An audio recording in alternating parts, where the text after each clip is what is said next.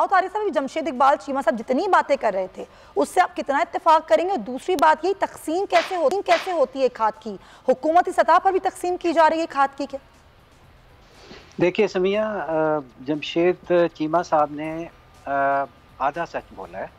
Basically 27 अरब की जो मैंने फिगर दी थी, वो जो सब्सिडी दी गई है मैन्युफैक्चरर्स को, गैस की जो सब्सिडाइज कीमत में इन्होंने दी है, वो मैंने फिगर बताई है। राइट। जबकि चीमा साहब ने टोटल जो साल भर में जो एग्रीकल्चर सेक्टर को सब्सिडी दी गई होगी, वो शायद वो वाली, जी हाँ, वो वही बता के गए, तो ये ज्यादती है। हर साल यही होता है कि हमारे नाम पर जो सब्सिडी दी जाती है मैन्युफैक्चरर्स को या डिफरेंट डिपार्टमेंट्स को, वो हमें पास ऑन नहीं होती। साल हर साल से खाद पर इन्होंने टोकन सिस्टम में 10 एकड़ से कम वाले जो काश्तकार हैं उनके लिए टोकन सिस्टम रखा हुआ है, जिसमें वो स्पेशल सब्सिडी देते थे।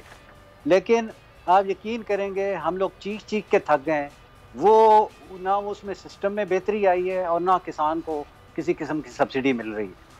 मेरा ख्याल है कि हमारा अंदाज़ा ये था कि ये गवर्नमेंट शायद इसकी प्रायोरिटी किसान होंगे, लेकिन अगर प्रायोरिटी किसान इनके कोई हैं भी, तो मेरी समझ में नहीं आता कि सिस्टम्स क्यों नहीं ये बेहतर कर सके। आप यकीन कीजिएगा कि चले मान लेते हैं DAP, टोटल फॉस्फोरस इंपोर्टेड इस्तेमाल होती है DAP में, और फॉस्फोरस की कीमतें इंटरनेशनली बहुत बढ़ चुकी हैं। तो इस वजह से इस वक्त DAP की बोरी जो है फॉस्फोरस की, वो तकरीबन 9,000 से 9,500 तक इस वक्त मिल रही है, जो 3, 3.5, मैक्सिमम 4,000 रुपए तक मिला करती थी सही साल डेढ़ पहले। सब्सक्राइब करें और बेल दबाएं ताकि कोई खबर रह न जाए।